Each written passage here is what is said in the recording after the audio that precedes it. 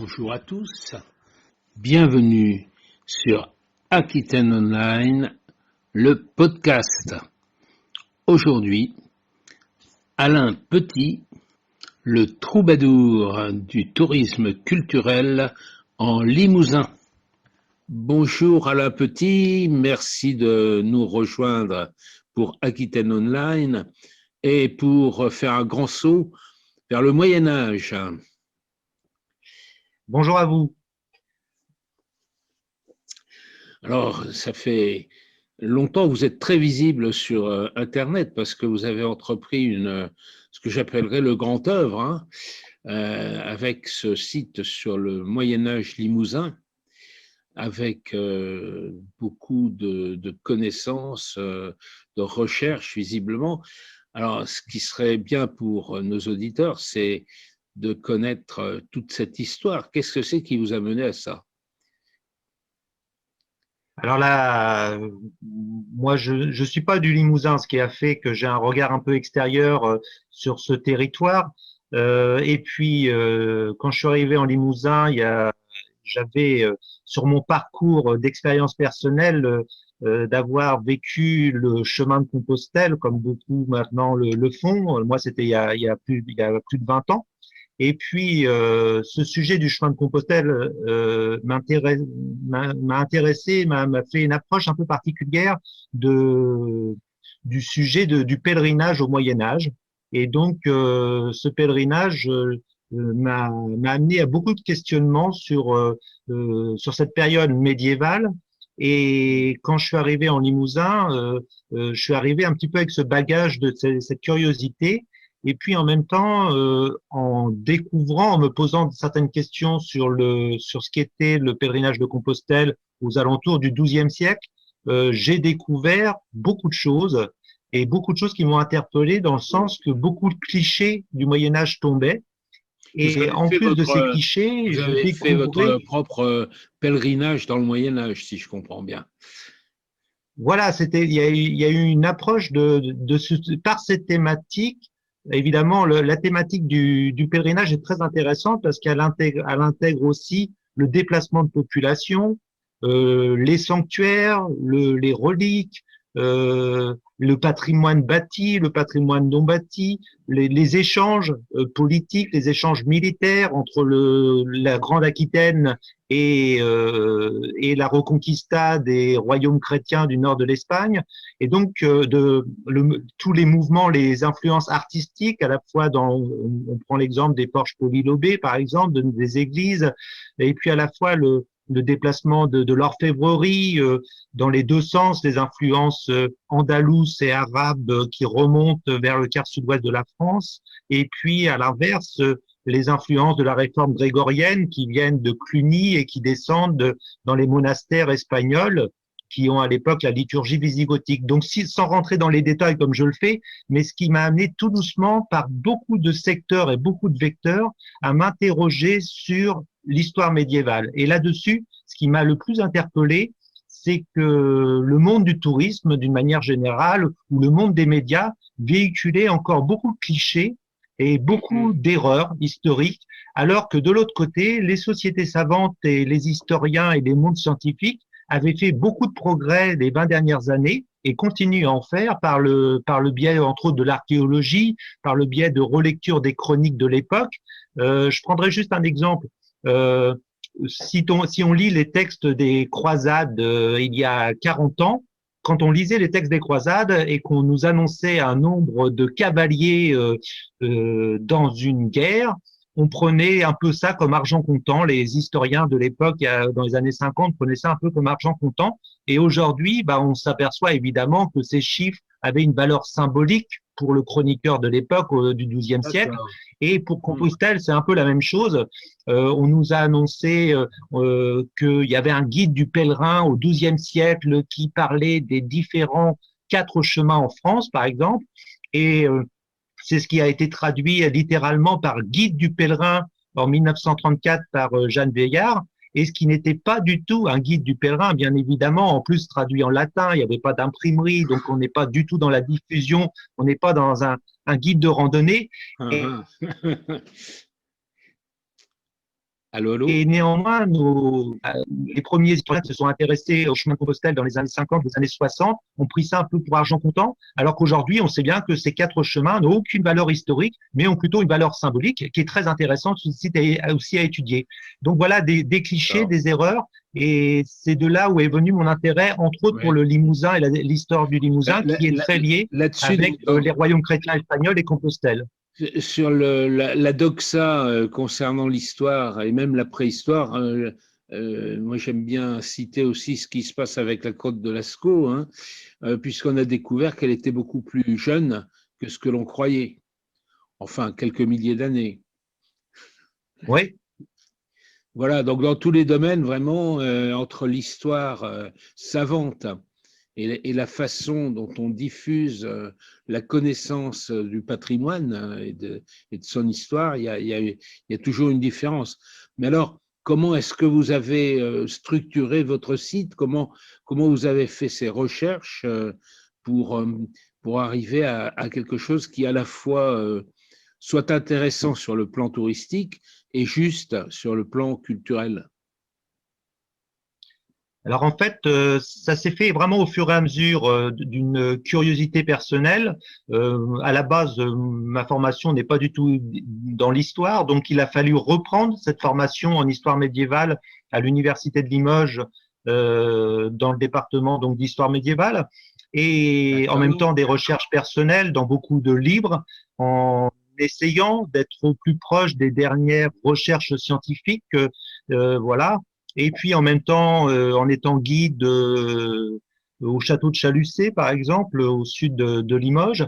Et puis en montant un projet, parce que la région anciennement Limousin, à cette époque-là, était dans une démarche de recherche d'identité régionale. Et l'idée, c'était de définir avec eux peut-être un projet de valorisation du tourisme et du tourisme culturel. D'accord. Où ça Voilà. en est, Donc, ça? Cette recherche d'identité, elle continue maintenant avec la Nouvelle-Aquitaine ou bien c'est passé aux oubliettes?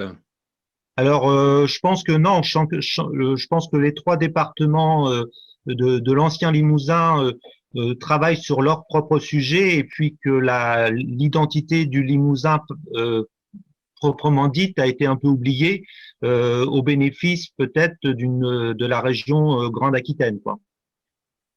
D'accord. Et au sein même du Limousin, il y a des associations culturelles, des élus, des instances qui se préoccupent de ce lien entre le tourisme et l'histoire et l'identité du pays. Alors, ce qui est très intéressant quand j'ai commencé en premier lieu par le réseau social Facebook, parce que ça avait l'avantage de mettre très rapidement des vidéos, des liens, et puis des photos, etc., et de sensibiliser le grand public qui est sur ces réseaux au patrimoine bâti et au patrimoine non bâti. Ce qui a été très intéressant et très révélateur, c'est de voir à quel point il y avait un travail de valorisation et de sauvegarde du patrimoine par des associations, par exemple, ou un travail de recherche scientifique au travers de sociétés savantes, la Société d'histoire et d'archéologie du Limousin, et sur les 3 départements, il y a des sociétés savantes qui sont très actives. Et donc, toutes ces entreprises, ces initiatives qui ont une volonté de valoriser le patrimoine, valoriser l'histoire de la région, ce qui a été très intéressant, et ils sont demandeurs d'avoir une vitrine et de pouvoir se fédérer un peu. C'est un peu l'idée du projet, c'est de fédérer tous ces acteurs, au moins dans la recherche et dans la valorisation, pour promouvoir leurs initiatives, leurs animations estivales, etc. Et puis l'avancée de leurs recherches, des fouilles qui sont en cours, par exemple sur l'abbaye de Grandmont dernièrement par l'université de Lille. Et donc il y a tout un travail de, de, de mise en valeur qui doit être relayé, et c'est ce que je propose, c'est-à-dire d'avoir une plateforme au moins ancienne région Limousin. Alors quand je parle de la région Limousin, ça n'a de valeur que de parler de l'ancien diocèse de Limoges depuis le XIe siècle, et puis des Lémovis qui sont de l'époque d'Alésia. Voilà, il n'y avait pas de fédération, c'était pas une vicomté fédérée au niveau politique, mais c'était plutôt au niveau religieux, comme souvent il y avait une vraie entité du Limousin qui débordait un peu sur la Dordogne et sur la Charente d'aujourd'hui. D'accord. Bah, la Nouvelle-Aquitaine, c'est l'ancienne Aquitaine hein, aussi. Oui, peut-être parfois un peu réduite parce que l'Auvergne a fait partie de l'ancienne Aquitaine. Voilà. Donc, mais en effet, les trois pôles que sont Poitiers, Bordeaux et Limoges ont bien fait partie de l'histoire de l'Aquitaine. Alors moi, c'est vrai que on l'a évoqué, le Moyen Âge, c'est 1000 ans d'histoire. Donc, mon travail, il est surtout entre le Xe et le XIIIe siècle où le Limousin rayonne n'est pas simplement un lieu de passage et traversant comme peut l'être aujourd'hui par l'autoroute A20, même si c'est déjà un lieu de carrefour de commerce, mais c'est aussi un grand lieu de rayonnement artistique, un grand lieu de rayonnement en termes de pèlerinage, avec le pèlerinage de la Grande Abbaye de Saint-Martial de Limoges, qui est un des pôles majeurs de pèlerinage à partir du Xe, XIe siècle. Et puis, on va retrouver ce rayonnement dans le patrimoine que l'on conserve, dans les manuscrits, dans la musique polyphonique. Pour le sud du Limousin, on va avoir un rayonnement à partir des troubadours du Limousin qui sont parmi les premiers troubadours avec Guillaume IX de Poitiers, le grand-père d'Aliénor d'Aquitaine. Donc là, on a une poésie exceptionnelle qui va se diffuser dans le royaume d'Espagne, dans les cours du Portugal et vers l'Italie avant en étant passé avant par toute la Provence, le Languedoc. Et donc,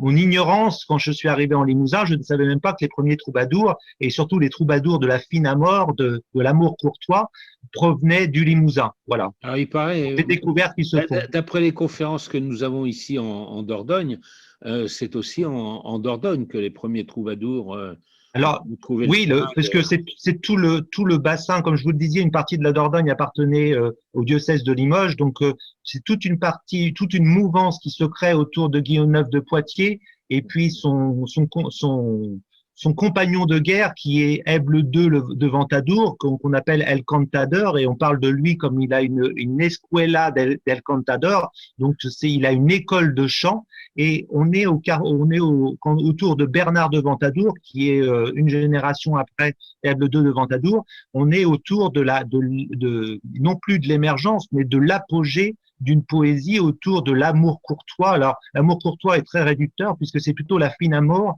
et l'amour de loin. Et Bernard de Ventadour va être, aux côtés d'Aliénor d'Aquitaine, le poète qui va incarner cette poésie.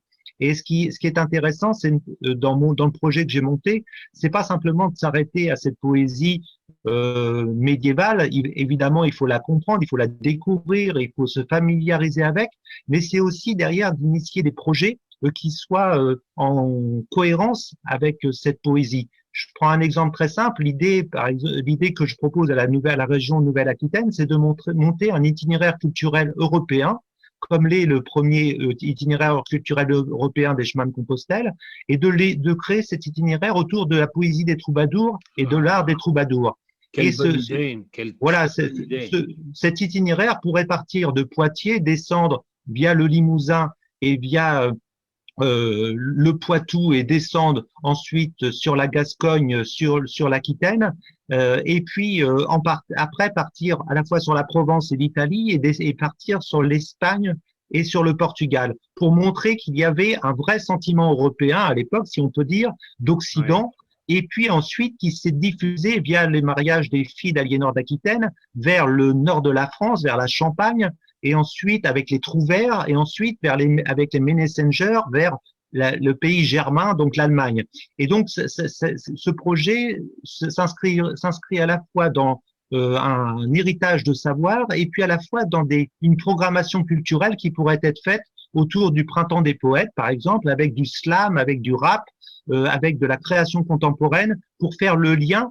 Et puis, l'avantage de la redécouverte de cette poésie des troubadours, avec tout ce qui est la problématique qu'elle pose aujourd'hui du point de vue archéologie expérimentale, parce que c'est très difficile de réinterpréter des chants du XIIe siècle en termes de musicalité, etc. Néanmoins, ce qui est intéressant, par exemple, c'est d'avoir une relecture de la position de la femme en plein XIIe siècle. Alors, tout à fait, autour d'une poésie, voilà, de l'art courtois. Voilà. Et ça, je pense que c'est un sujet très intéressant qui là aussi fait tomber des clichés de la représentation de la femme dans les cours, donc dans des personnes qui sont Est-ce assez érudits est-ce qu'on peut dire qu'à l'époque, il y avait une sorte d'antagonisme culturel dont l'un des pôles, c'était bien l'Aquitaine et les troubadours, avec particulièrement le rôle reconnu de la femme. Il y a eu aussi des femmes troubadours, d'ailleurs. et des troubadoresses, ouais, tout à fait. Et puis on est vraiment dans ce qui de beaucoup d'ouvrages maintenant ont retraité de ce que pouvait être l'importance d'Aliénor d'Aquitaine et ce qui a dérouté un peu les historiens qui voyaient le féodalisme autour les vassals autour du chevalier et de l'homme, de la force de l'homme, alors que maintenant on a une meilleure compréhension de l'importance du pouvoir d'Aliénor d'Aquitaine et en effet l'érudition qu'elle avait et autour entre autres de la poésie, sûrement avec une influence à la fois liturgique qui venait entre autres de l'abbaye de Saint-Martial de Limoges et de ses créations musicales, et à la fois aussi l'influence andalouse qui venait, le grand-père d'Aliénor d'Aquitaine, qui s'est nourri aussi de ces échanges avec les cours d'Al-Andalus et de cette poésie arabe qui était aussi exceptionnelle à cette époque. D'accord. On revient au site, à sa structure qui pourrait nous guider un peu dans le travail qui a été fait et dans les perspectives qu'il promet. Oui, alors par exemple, on pourrait aborder un sujet qui me paraît intéressant et qui montre aussi l'avancée des recherches et ce qu'il faut aussi présenter au grand public pour un tourisme culturel qui se doit d'exister aujourd'hui en Nouvelle-Aquitaine et en Limousin. Le sujet de prédilection de recherche de l'Université de Limoges et de son département d'histoire médiévale maintenant sont les collégiales. Dans le nord du Limousin, on a plusieurs collégiales très importantes qui ont supplanté le pouvoir des abbayes autour de la grande abbaye de Saint-Martial.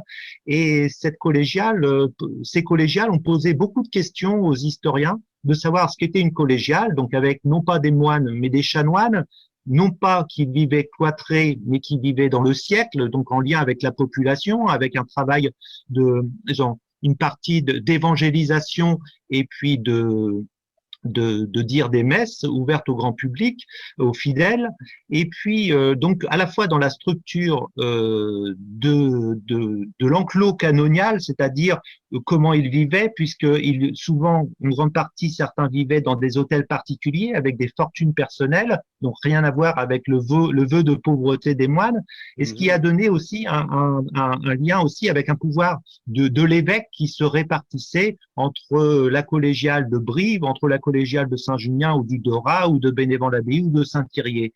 Donc un évêque très puissant. Et donc les historiens, les scientifiques et les universitaires de l'Université de Limoges ont pris à cœur de travailler sur ce sujet. Et là, de nouveau, ce qui est intéressant, c'est de faire le lien avec le monde du tourisme qui se doit aujourd'hui d'apporter ces éléments au grand public pour montrer la complexité de lecture, puisque les chanoines peuvent être réguliers ou séculiers. Donc, on a au sein même d'une appellation collégiale, voilà une complexité qui se dessine.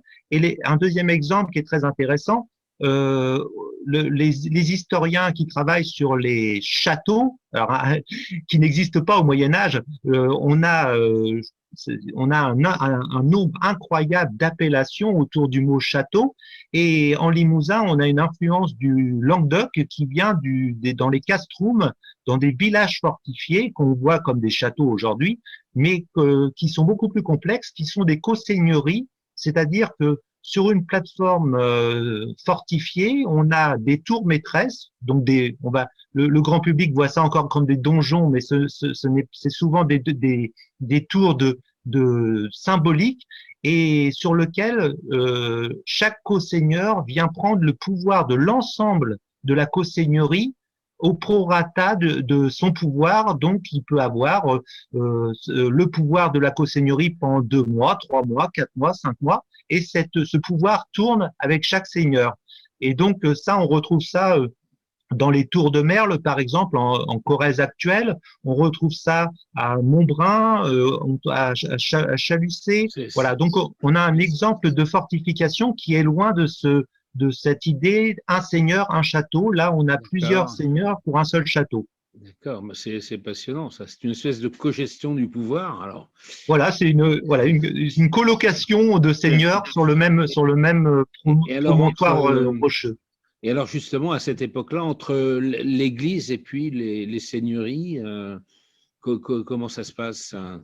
Alors, l'exemple qui est donné souvent, qui est représentatif pour le grand public aujourd'hui, d'un point de vue dans l'urbain, c'est la représentation du château et en parallèle de l'église. Et le meilleur exemple, c'est l'élévation à la fois du clocher de l'église et de la tour maîtresse du château du Seigneur, donc un pendant du pouvoir laïque et du pouvoir religieux, sachant que le religieux, que ce soit un abbé ou que ce soit un prieur prieur chanoine responsable d'une collégiale, dans les deux cas, cet abbé est aussi seigneur, c'est-à-dire que l'abbaye a des rentes dans des domaines agricoles, elle a un pouvoir de taxer des ponts, des moulins, des fours, elle a des exploitations, ce qu'on a très bien étudié en Limousin, à la fois dans l'abbaye cistercienne d'Aubazine ou de l'abbaye de Saint-Martial, c'est les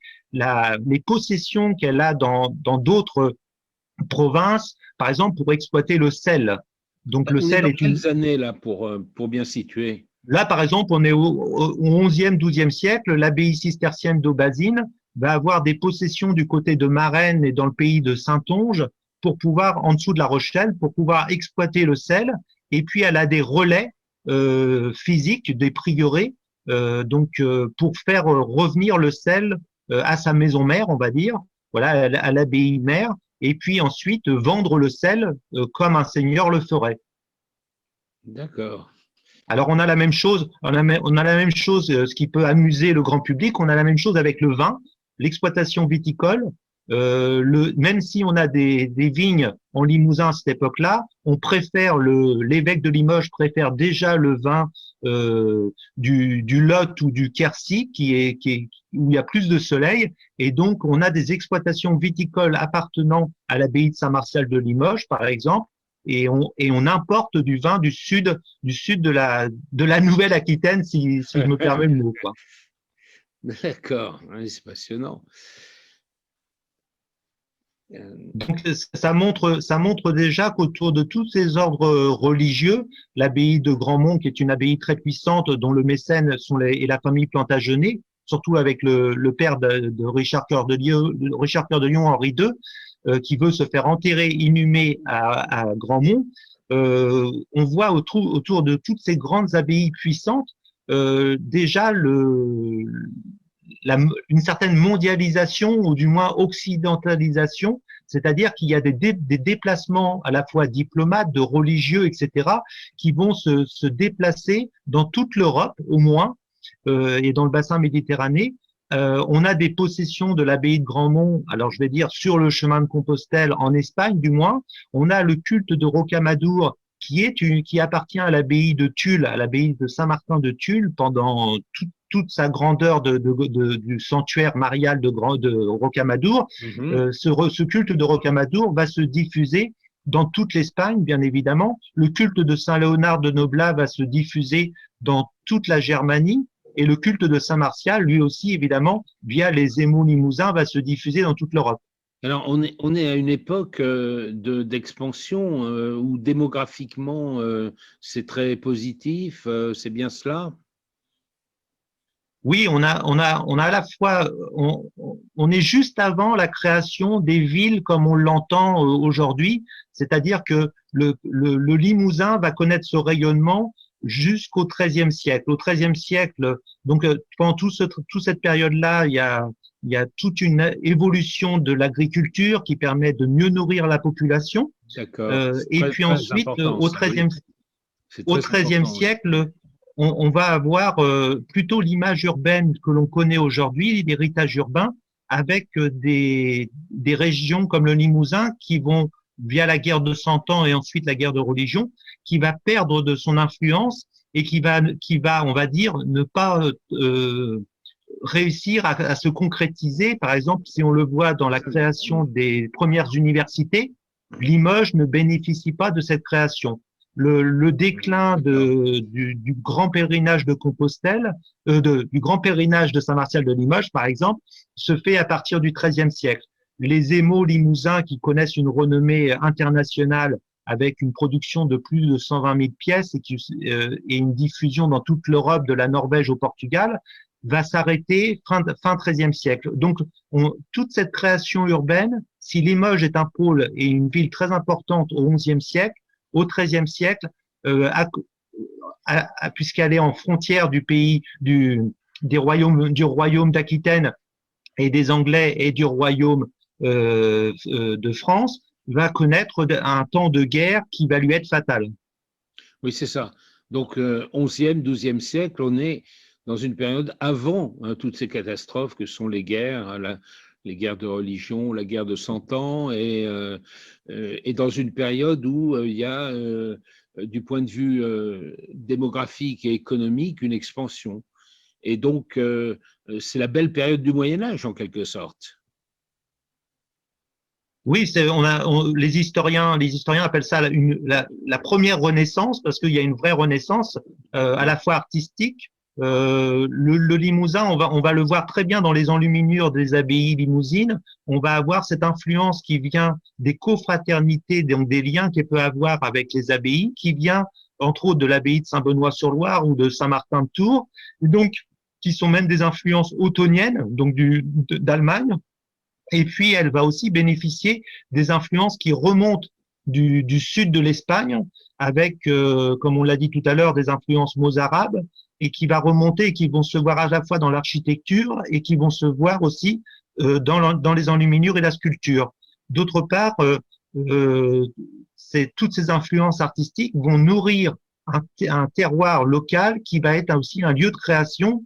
Et si on prend l'exemple qui se voit très bien encore dans les clochers que les historiens au XIXe siècle ont appelé clochers limousins, c'est des clochers très particuliers dans l'architecture de la fin du XIe siècle, des clochers porches avec des clochers à galbe, donc c'est une construction monumentale particulière.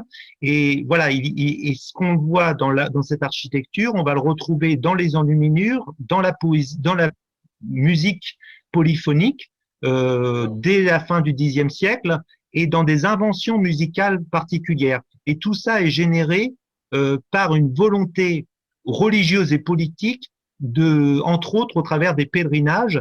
Et le pèlerinage de Saint-Léonard de Noblat ou le pèlerinage de Saint-Martial de Limoges vont être des pèlerinages très puissants, très importants, et qui vont se faire, qui sont à la fois concurrents et à la fois qui vont se dynamiser. Par exemple, par rapport au pèlerinage, l'invention des reliques de Saint-Jean d'Angély avec la découverte des reliques de Saint-Jean-Baptiste, qui va être aussi un lieu de pèlerinage important. Ce qui va faire, pour la petite anecdote, pour l'anecdote, ce qui va faire que du XIe siècle jusqu'au XVIIIe siècle, les moines de Saint-Martial vont inventer une nouvelle vie à leur sein et ils vont faire de Saint-Martial, qui à l'époque est le premier évêque de Limoges au IVe siècle, on va faire de Saint-Martial un apôtre du Christ au XIe siècle, avec un moine qui vient d'Angoulême, qui s'appelle Adhémar de Chabannes, et qui va créer l'apostolicité de Saint-Martial pour en faire un concurrent à Saint-Jacques de Compostelle, si on reprend cet exemple qui était très à la mode, mais voilà, un saint à part entière, et ça va fonctionner jusqu'au XVIIIe siècle, même s'il y a beaucoup de débats, parce que l'intérêt du Moyen-Âge, c'est qu'il y a toujours des débats, il y a beaucoup de débats, et théologiques, par exemple. Et donc, voilà. Et donc, ce pèlerinage, un pèlerinage, ça se voit aussi, maintenant les historiens le découvrent au travers des changeurs de monnaie. La richesse d'une ville se mesure parfois au nombre de changeurs de monnaie.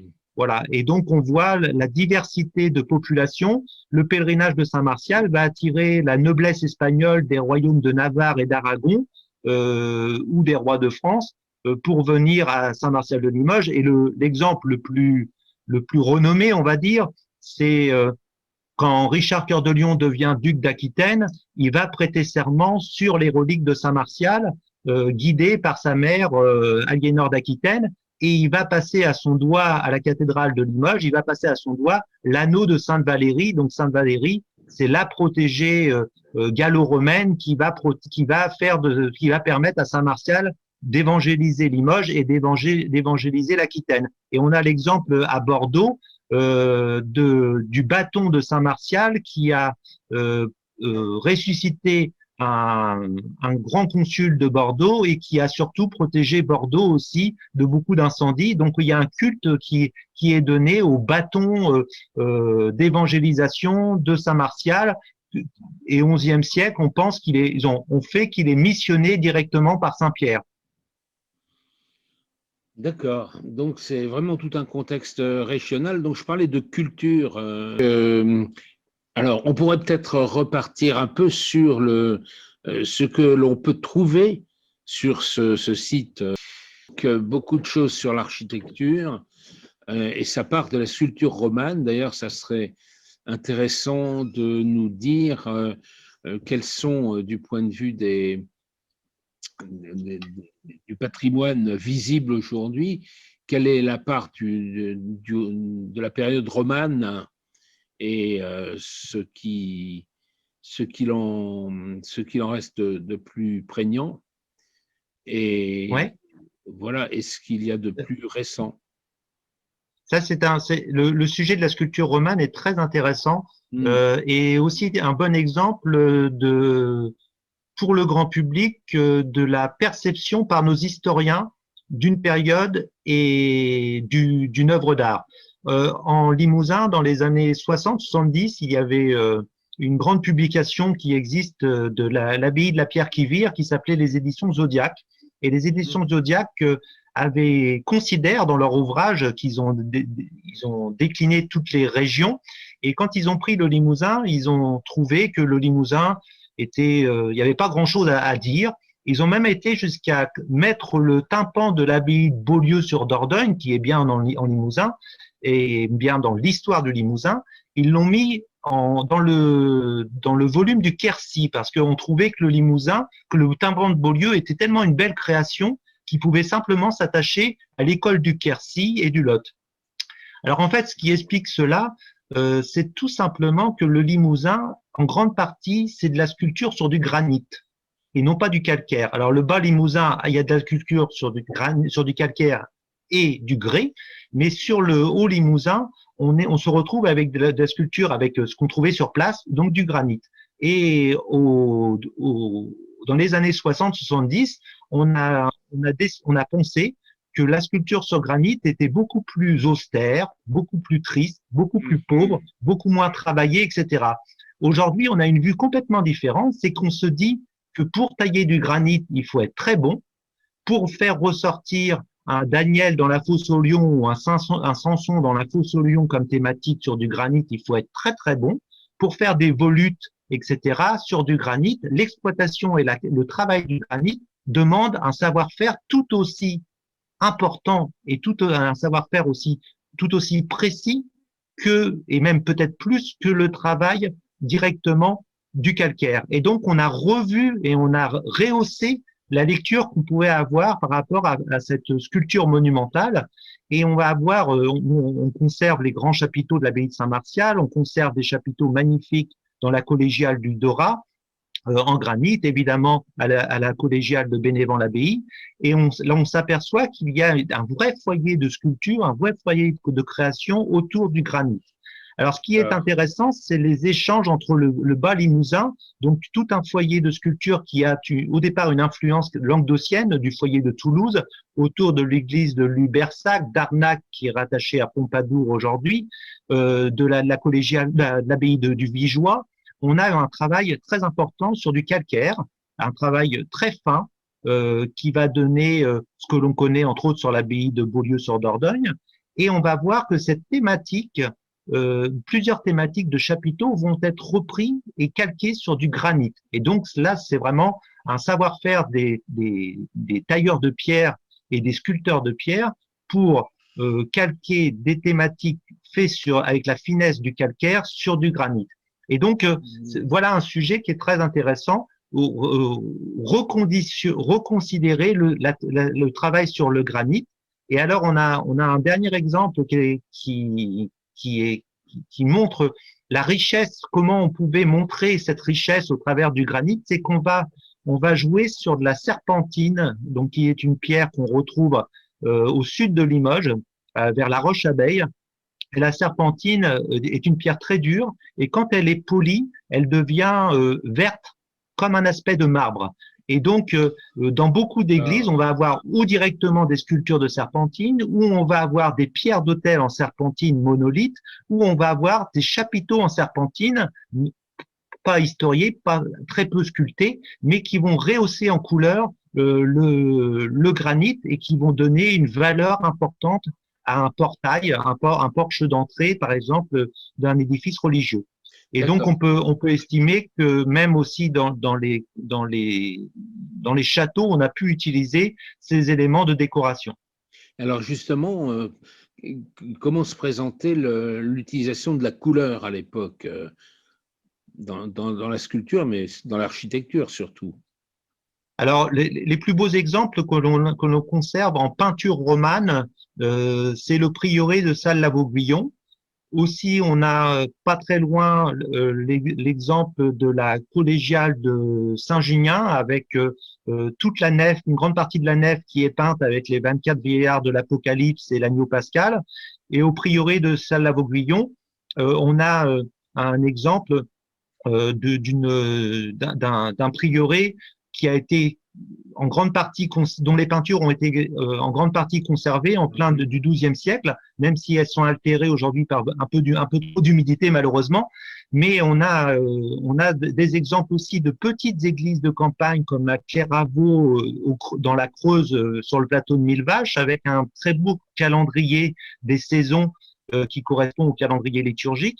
Et donc, on voit qu'il y avait et puis on a de très belles descriptions aussi dans les chroniques de l'abbaye de Saint-Martial de Limoges de comment était peinte la basilique du Saint-Sauveur et puis le mausolée de Saint-Martial de Limoges.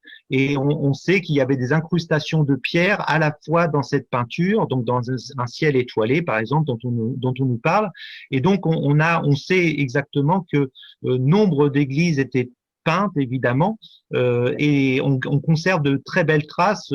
Le prieuré de Salles-la-Vauguyon a été cité parmi les plus belles peintures romanes d'Europe, et c'est vrai qu'il est très méconnu. Il a bénéficié de la grande richesse des églises de Charente, et c'est toute une influence aussi qui vient plutôt de l'Ouest ce coup-ci, non pas du Nord et du Sud, mais de l'Ouest, et voilà, dont on retrouve beaucoup de traces. Et quelles étaient les couleurs Alors, et leur symbolique aussi? Oui, alors je suis pas un expert des teintures et voilà, mais c'est vrai que il y a toutes ces couleurs ocre. Alors, ce qui fait l'intérêt pour les historiens de l'art du prieuré de Salles-la-Vauguyon, c'est qu'on a la première représentation d'un chanoine en habit, et c'est la seule représentation d'époque, on va dire, la seule photo d'époque qu'on peut avoir d'un chanoine. Et donc voilà, ça c'est ce qui fait l'intérêt. Donc avec des robes, toujours un héritage antiquisant, donc une volonté de se rappeler à l'Antiquité. Ça, c'est une volonté du Moyen-Âge en ce XIIe siècle. On a une vraie création et à la fois, on se rappelle à l'Antiquité. Très important, ça, oui. Alors, le foyer le plus important qui a été le mieux conservé, qui est en dehors du Limousin, mais on peut pas, à cette époque-là, on peut pas détacher et créer des vraies frontières, c'est l'abbaye de Saint-Savin-sur-Gartempe, qui est classée à l'UNESCO. Et on voit que toute cette vallée de la Vienne, qui descend jusqu'à Limoges, va influencer tout un courant de couleurs et tout un courant d'expression dans les peintures. Alors, il y a un lieu très important pour les historiens du Limousin, c'est la crypte romane de la cathédrale de Limoges. Aujourd'hui, on a une crypte gothique qui a été terminée au 19e siècle, mais on a conservé la moitié de la crypte romane. Et cette crypte romane, elle conserve des peintures qui ont été malheureusement mal restaurées dans les années 70 et qui n'est pas accessible au grand public, mais on a une très belle peinture de la nativité, donc le thème de la naissance du Christ. Et voilà, les thèmes sont toujours à peu près, on retrouve toujours à peu près les mêmes thèmes, dans le sens qu'on a les thèmes de l'Ancien Testament et du Nouveau Testament dans les chapiteaux historiés et dans la peinture, si ce n'est qu'on y rajoute tous les saints locaux qui sont très importants. Et à ce propos, je souligne avec le décès de Sean Connery et de la remise en lumière du livre de Nom de la Rose, du Nom de la Rose d'Umberto Eco, on y voyait Bernard Guy, inquisiteur dominicain, et il faut savoir que Bernard Guy est limousin, il est d'à côté de Limoges, il est enterré derrière la mairie actuelle de Limoges, mais ce qui est plus important pour les historiens du Limousin, c'est que c'est un grand chroniqueur de l'époque et donc il va répertorier tous les saints limousins qui ont pu avoir de l'influence et c'est ce qu'on retrouve et c'est ce qui dénote de l'importance d'une terre de saints fondateurs. Et quand je vous citais tout à l'heure le nom de certaines collégiales comme Saint-Thirier, Saint-Junien, etc., elles sont rattachées aux saints fondateurs de nombreuses villes.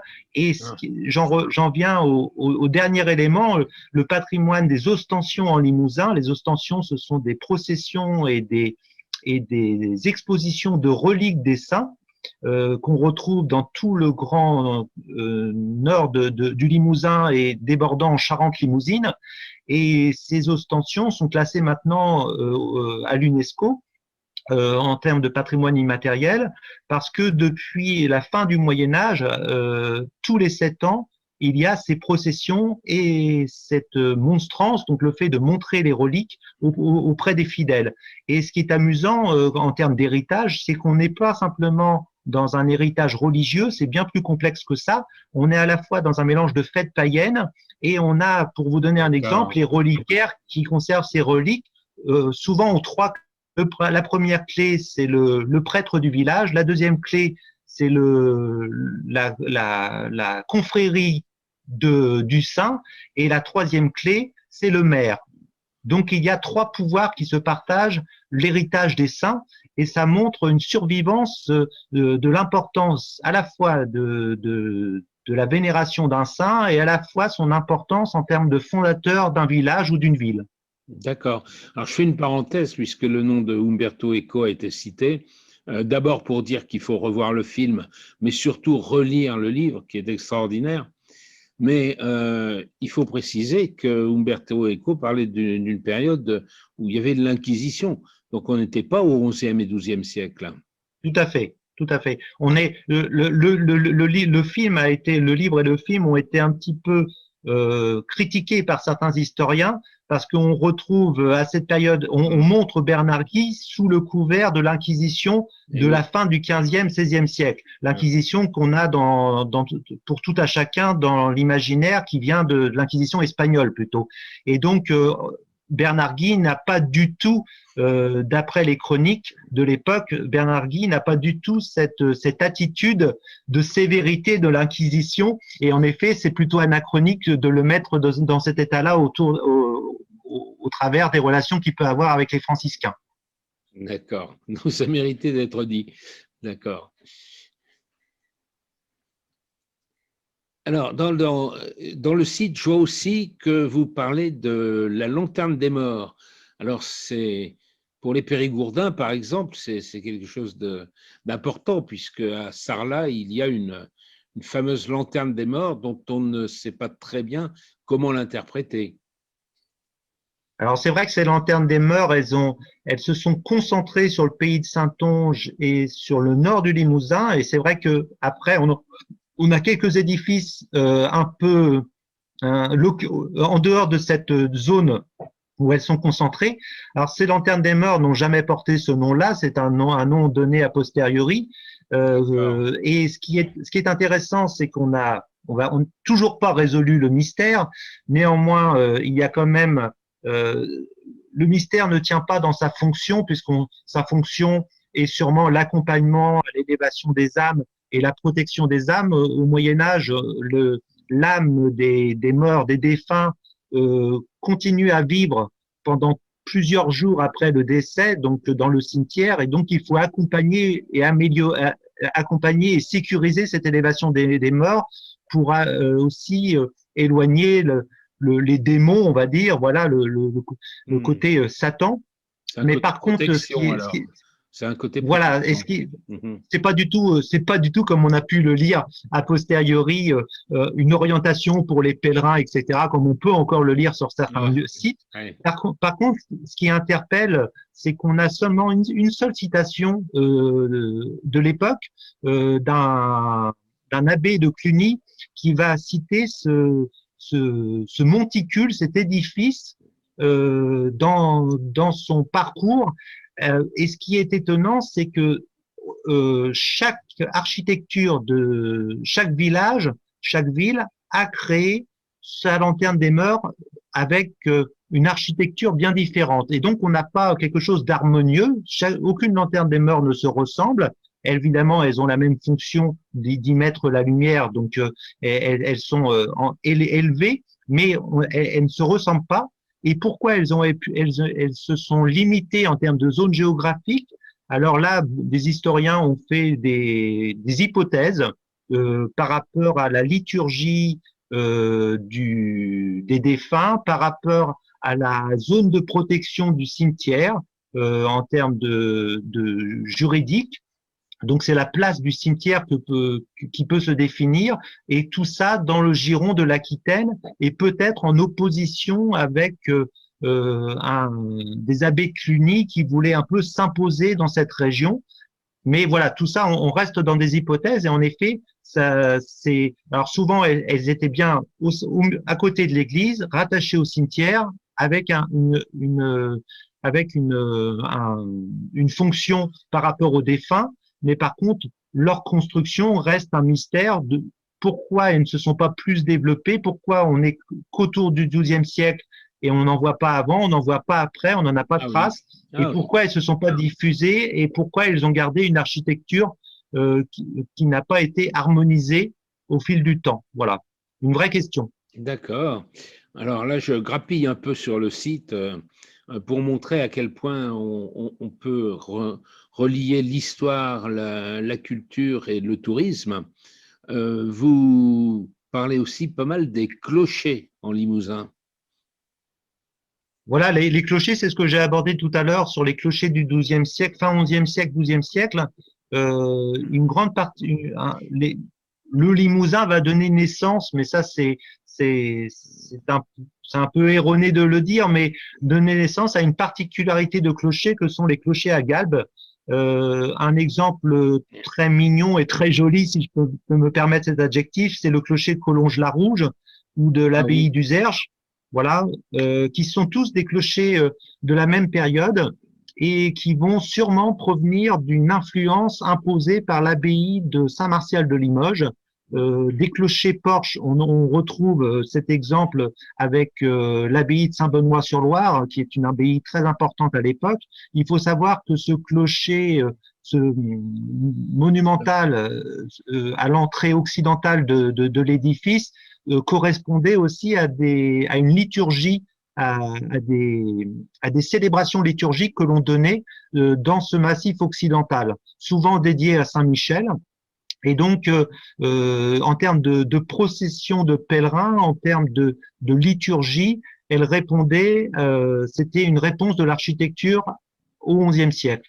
Mais en Limousin, il y a eu cette mode, on va dire. On en retrouve un exemple qui n'est pas en Limousin, qui est le plus ancien, qui est à Brantôme. Donc c'est pour ça que je disais que la limite géographique du Limousin actuel n'a pas toujours se justifie pas, et que les historiens du XIXe siècle ont voulu décliner des écoles régionales dans l'architecture romane un peu partout. parfois se sont un peu trompés puisque les bâtisseurs et les sculpteurs ne se sont pas limités à un diocèse ou à une zone géographique, et que c'était plutôt à la demande du clergé en place d'avoir la dernière sculpture à la mode. Voilà, le terme n'est pas très joli, mais du moins Pourquoi pas? des courants artistiques qu'il y avait à l'époque. Alors justement, il y a des courants artistiques. Et donc, moi, je revenais sur la question des clochers parce que ça me fait penser que je pense à nouveau au tourisme culturel. Donc, à l'intérêt pour le public d'aller quasiment contempler euh, les clochers, puis bien d'autres choses, mais d'aller comme ça de lieu en lieu pour s'imprégner d'autres choses, même sans avoir une lecture savante de ce que sont ces paysages, en quelque sorte. Et ça me fait penser à la notion de slow tourisme, c'est-à-dire se déplacer avec aucune contrainte de temps et de vouloir avaler des tas d'informations, mais au contraire de se promener lentement et de se laisser pénétrer par tout ce que l'on peut voir qui est original, alors qu'il y a certes un soubassement historique que l'on décrypte, etc., mais qui est aussi une beauté en soi. Donc, ce sont des lieux, et tout ce Moyen-Âge offre des lieux tout à fait extraordinaires pour méditer, pour philosopher. Qu'est-ce que vous en pensez? Oui, je pense que ayant l'expérience du chemin de Compostelle, mais bien avant, étant riche d'une vie spirituelle, et c'est vrai que on ne peut pas simplement percevoir, même s'il est très important de percevoir ces édifices, sans leur fonction liturgique et sans la volonté euh, des bâtisseurs et des artistes de, de, de donner à ces lieux une vraie beauté. Et en ça, par exemple, ça me fait penser à cette très belle image que l'on a de la vue d'Uzerche avec cette abbaye de Saint-Pierre d'Uzerche qui, qui chapeaute un petit peu tout le village autour, toute la ville autour, qui était sur un éperon, autour, Mmh. protégé par la Vézère. Et donc, quand on a une vue de ces clochers qui sortent de la brume ou de l'abbaye de Chambon-sur-Voueize en Creuse, qui est le plus grand édifice roman conservé en Limousin, quand c'est baigné dans la brume et que seul le clocher sort, il y a là est la réussite des bâtisseurs qui ont voulu donner que ça soit la grandeur du lieu, qui évidemment avec cette fonction comment dit-on, de Jérusalem céleste au-dessus des reliques souvent d'un saint conservé, mais en effet qui donne lieu aujourd'hui aux visiteurs simplement de pouvoir contempler cet édifice, qui est souvent un édifice qui a, grâce à, aux hommes qui ont suivi, qui a été protégé, sauvegardé, préservé, Ouais. parce que en Mmh. effet, sinon beaucoup de ces édifices auraient disparu. Et dans les années du premier ministère de la culture, avec Prosper Mérimée, on a eu une vraie volonté au début du 19e siècle de préserver tous ces monuments qui étaient malheureusement en piteux état, et pas simplement suite à la Révolution française, mais aussi simplement à la disparition de certains ordres et à la faillite de beaucoup d'abbayes. Et je vais vous prendre un exemple qui est très parlant. L'abbaye de Saint-Martial de Limoges, qui était le bâtiment majeur, l'édifice majeur en Limousin, au XVIe siècle, est complètement ruiné. Son abbé commanditaire vit à la cour du roi de France, et donc il fait des trous dans la caisse, et l'abbaye est obligée, pour payer la réfection de certaines toitures, est obligée de vendre toute sa bibliothèque de son scriptorium, et c'est ce qui va sauver plus de 400 manuscrits de l'abbaye, parce qu'elle va être achetée par Colbert. Et à la Révolution française, ces manuscrits vont être préservés, et aujourd'hui ils sont à la Bibliothèque nationale de France et on peut les voir sur le site de Gallica. Et donc on a eu mais l'abbaye était déjà en ruine bien avant la Révolution française.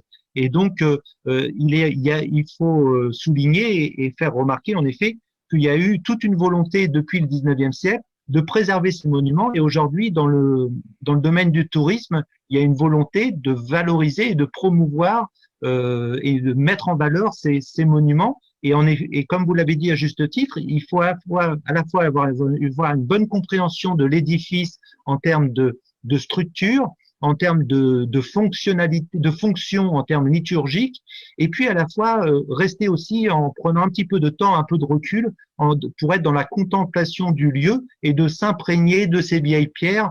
Voilà. Tout à fait. Alors, je vois sur le site aussi que vous avez toute une rubrique d'actualité. Que devient l'actualité en ce moment avec la crise sanitaire? Que devient le tourisme? Et avant de réfléchir un petit peu, est-ce que peut-être l'avenir du tourisme et du tourisme culturel, donc dans le Limousin? Donc la crise Alors, actuelle, comment c'est vécu? l'actualité, dans un premier temps, c'était de relayer, entre autres, ce dont on a parlé, c'est de relayer, par exemple, les fouilles archéologiques en cours. Oui, Le grand public n'est pas toujours au courant des dernières fouilles engagées, des derniers résultats des fouilles ou des portes ouvertes qui sont faites lors de ces fouilles fait par la DRAC ou par des services archéologiques. Et donc, ce qui est intéressant, c'est de relayer toutes ces informations. Ça, c'est la première actualité. La deuxième actualité, c'est de relayer tous les partenaires d'associations de sauvegarde du patrimoine ou de privés en termes de créativité, d'exposition sur les émaux, par exemple, dont on n'a pas parlé, mais qui sont incontournables en Limousin. Donc là aussi, oui. c'est de relayer toute cette actualité. Pour ce qui est de la période un peu mouvementée dans laquelle on se trouve, en effet, il est en confinement, il est difficile d'aller visiter les lieux. Hors confinement, les lieux on a la chance en France que beaucoup de lieux restent ouverts même toute l'année.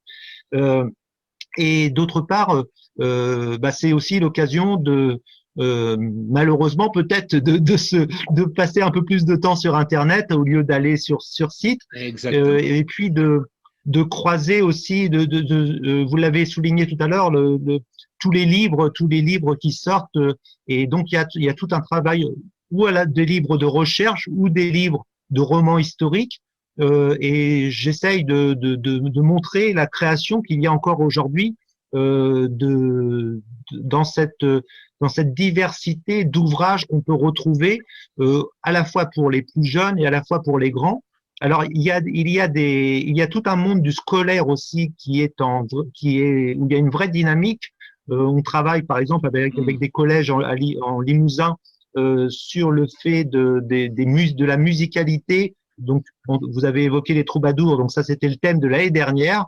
Et cette année, ça sera le thème des polyphonies de Saint-Martial, donc la musique polyphonique. Et donc voilà, donc là il y a un vrai travail aussi à faire. On est avec les scolaires et donc il y a plusieurs projets qui sont menés avec l'éducation nationale pour sensibiliser aussi les sixièmes, cinquièmes, les plus jeunes à ce monde de, du Moyen Âge. Alors les pays de ville d'art et d'histoire font aussi ce travail-là en local. Et donc tout ça, c'est à souligner. Et donc cette actualité, elle a pour but de garder le contact avec à la fois les acteurs du territoire et à la fois le grand tourisme, et puis de montrer la dynamique d'initiative qu'il peut y avoir sur ce territoire. Très bien. Alors justement, est-ce que l'avenir du tourisme, qu'est-ce que l'avenir du tourisme en Limousin, avec cette idée d'un tourisme culturel qui est alimenté par une vraie dynamique qui existe visiblement, pas seulement au travers de votre site, mais effectivement au travers de tout ce que vous venez de dire. Et est-ce que c'est pas le moment justement, avec ce répit, de préparer quelque chose d'autre, de le guider, de rassembler des instances, des acteurs du tourisme pour arriver à donner un peu un profil différent à ce que peut être un tourisme régional? Alors, le projet que je développe depuis 14 ans et que j'avais soumis à l'ancienne région Limousin et que j'ai soumis au département de la Corrèze, la Creuse et de la Haute-Vienne était ce projet de mener, euh, de croire vraiment à une dynamique économique qui pouvait se développer à partir du tourisme culturel historique pour ma part et autour essentiellement de cette période du XIIe siècle parce que comme on l'a souligné, qui était un moment de rayonnement et pas simplement un moment de carrefour, mais qui était aussi à la fin de rayonnement artistique, intellectuel et culturel. Et donc, l'idée, c'était de promouvoir tout ce que l'on a vu ensemble et de promouvoir ce qui a été mis en avant autour de cette maquette du site Internet. Et malheureusement, les décideurs n'ont pas décidé de suivre cette politique du tourisme culturel jusqu'alors. Et donc, aujourd'hui, c'est évidemment avec les décideurs de la Nouvelle-Aquitaine qu'il faut entreprendre ce projet auquel je crois parce que l'avantage du tourisme culturel, c'est qu'il n'y a pas de saisonnalité, et ça c'est déjà très très important. On peut venir en Limousin visiter les lieux et voir des chasses reliquaires en émaux du XIIe siècle, souvent gratuitement et toute l'année. Ensuite, c'est qu'il y a un héritage de ces savoir-faire et qu'il y a des artisans, des artistes qui créent toujours et qui sont sur le terrain dans le domaine des vitraux, dans le domaine de la céramique, dans le domaine des émaux, dans le domaine de la musique, au travers de concerts, d'animations, etc. Donc, il y a vraiment des choses à créer et à fédérer. L'idée aussi est que de continuer ces projets au travers de la Nouvelle-Aquitaine. Je vous ai cité tout à l'heure le projet d'un itinéraire culturel européen au travers de la poésie des troubadours et de l'art du trobard. Ça me paraît essentiel qu'une région comme la Nouvelle-Aquitaine se positionne dans des projets européens. Et au travers de cette poésie, comme on l'a vu, on a une relecture du Moyen-Âge et une relecture, entre autres, de la place de la femme, par exemple, et de la diversité de ce qu'était la poésie qui a donné naissance à la poésie moderne que l'on peut connaître aujourd'hui.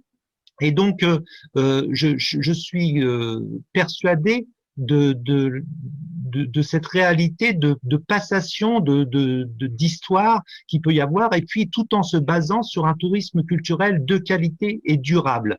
De qualité parce que il faut sortir des sentiers battus, entre autres du Moyen Âge, et offrir au grand public et aux visiteurs des prestations de qualité. C'est ce qui se fait dans des initiatives, par exemple, dans les Thermes de Xaintry, qui sont une reconstitution d'un village médiéval à côté d'Argentat, en Corrèze, où il y a un vrai travail d'ethnologie, où les visites guidées sont de qualité.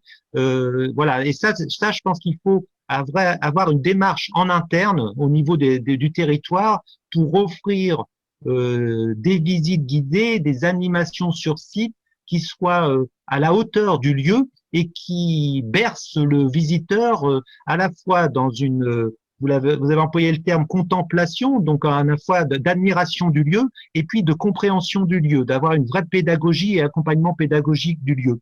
Et donc, il y a tout un travail interne à faire et puis toute une volonté des décideurs, des acteurs du territoire à s'engager dans cette vraie stratégie touristique qui n'est pas en effet, qui est loin d'un tourisme de plage. Alors en Limousin, la plage est loin et on s'efforce toujours. C'est peut-être un atout. On s'efforce toujours à avoir des points d'eau pour accueillir et rafraîchir les Limousins et le tourisme qui vient en Limousin. Il y a un tourisme nature et un tourisme vert qui va se développer et le Limousin peut tout à fait se positionner et à la carte à jouer.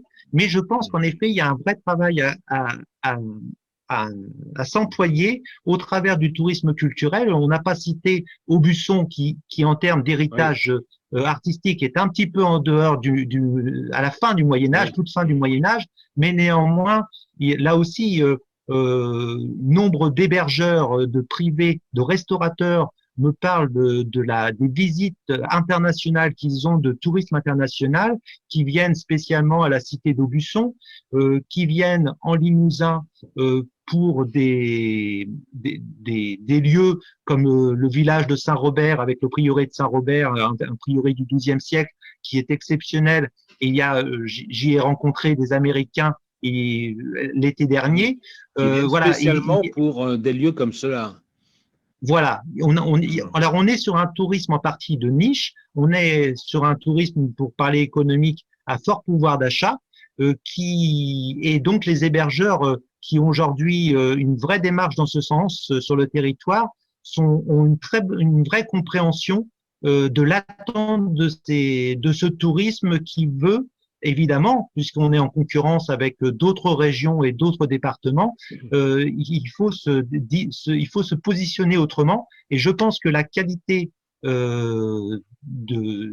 autour de l'histoire, la qualité de pédagogique et de l'accompagnement des visiteurs est primordiale.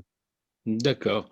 Bon, je ne sais pas si c'est de la concurrence, parce que au niveau de grandes régions comme la Nouvelle-Aquitaine, je pense qu'au contraire, plus on va promouvoir tel et tel endroit de façon qualitative, plus ça va jouer en faveur des autres endroits aussi. Hein. Je crois qu'il faut Alors, il sortir des reste, et idées. si je me permets l'image, c'est qu'il restera toujours des guerres de clochers, Oui, mais comme pour les pèlerinages, il y a à la fois une certaine course et concurrence, et à la fois il y a cette fédération de s'auto-dynamiser ensemble et voilà. voilà. Et donc je pense que c'est dans cette dynamique qu'il faut s'inscrire.